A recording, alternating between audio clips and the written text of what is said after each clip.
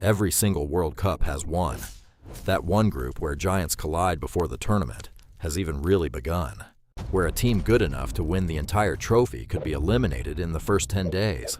They call it the Group of Death, and in 2026, with 48 teams split into 12 different groups, there are more candidates for that title than ever before in World Cup history. So today, we are doing the math, looking at the actual results, and answering the question every football fan is arguing about right now. Which group is genuinely the hardest?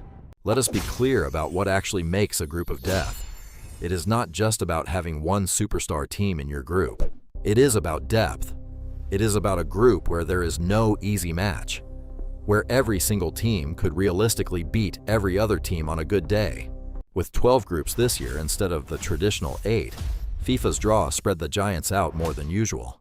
But spreading teams out does not mean every group is balanced. Some groups still ended up brutally stacked. And now that the group stage is actually underway, we are not guessing anymore. We have real results to judge this by. Let us break down the genuine contenders for hardest group in the tournament. First, let us talk about what a true group of death needs. Historically, it requires at least 2 teams ranked inside the world's top 20, a dangerous wildcard team capable of an upset, and a 4th team that refuses to just roll over. This year, a few groups jump out immediately. Group J is one of the loudest candidates. Argentina, the reigning world champions, opened their tournament against Austria, a European side that has quietly become one of the most well-organized teams on the continent. When the defending champions cannot simply assume an easy 3 points, that tells you everything about the standard in this group. Then there is Group H, Spain, one of the most technically gifted squads in the entire competition, opened against Saudi Arabia, a team that has shocked bigger nations before and should never be underestimated. In the same group, Uruguay faced Cape Verde, the tournament debutants from West Africa, who have been turning heads with their tactical discipline. A group with Spain, Uruguay, and 2 dangerous underdogs is exactly the kind of cocktail that produces chaos. Group G deserves serious attention too. Belgium, still boasting a golden generation of experienced talent, took on Iran, a side renowned for defensive resilience and disciplined organization. Meanwhile, New Zealand faced Egypt in the same group, and Egyptian fans have been vocal about expecting a deep run this tournament. 4 teams, all capable of frustrating one another, all in a single group. Now compare that to Group A. Mexico has already secured their place in the round of 32 with a win over South Korea. A strong result, but Mexico had home advantage, and arguably an easier path through that group than most co-hosts could have hoped for. And in Group B, Canada absolutely dismantled Qatar 6-0, while Switzerland responded with a 4-1 win over Bosnia and Herzegovina after an opening draw. Big scorelines like that usually signal a gap in quality between the top and bottom of a group, the opposite of what defines a true group of death. Here are some facts that add real context to this debate.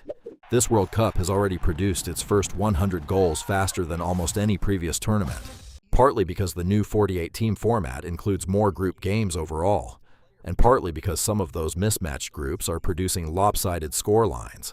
Brazil, 5-time world champions, opened their campaign with a win over Haiti.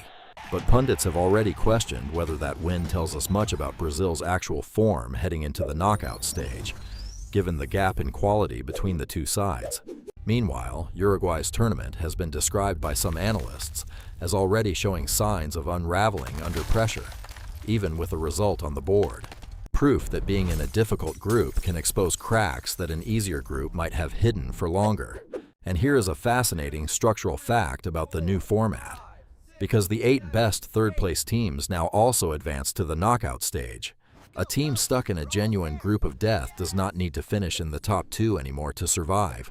Finishing 3rd in a brutal group can sometimes be more valuable than finishing 1st in an easy one, as long as your overall stats hold up against the other third-place teams across all 12 groups. That single rule change has completely altered how coaches in tough groups are approaching their tactics.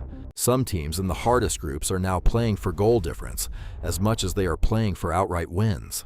So why does any of this actually matter to you as a viewer? Because the group stage is not just an opening formality anymore. In this expanded format, a single moment can end a major nation's tournament, before the real knockout drama even begins. One defensive mistake, one red card, one missed penalty in a brutal group can end a major nations tournament before the real knockout drama even begins. It also changes how we should watch these matches. A scrappy 1-0 win in a true group of death often represents a more impressive performance than a comfortable 4-0 win in an easy group. Context matters. The scoreline alone does not tell the full story. And for neutral fans, the group of death is usually where the most dramatic, high-stakes football of the entire group stage happens. These are the matches where players have everything to lose and nothing to play conservatively for. That tension produces some of the best football you will see all tournament. So which group is genuinely the hardest in 2026? Based on the quality of opposition, the closeness of results, and the sheer unpredictability we have already seen. Group H, with Spain, Uruguay, Cape Verde, and Saudi Arabia, currently has the strongest claim to the title. 4 teams capable of beating each other on any given day, and 0 guaranteed results for anyone. But Group J and Group G are not far behind, and as more matches are played, this conversation could easily shift. That is the beauty of the group of death. It often is not fully confirmed until the very last round of group matches, when desperation and pressure collide. Which group do you think is the real group of death this year? Drop your pick in the comments below. And if you want us breaking down every twist of this group stage as it unfolds, hit subscribe and turn on notifications so you never miss an update. See you in the next one.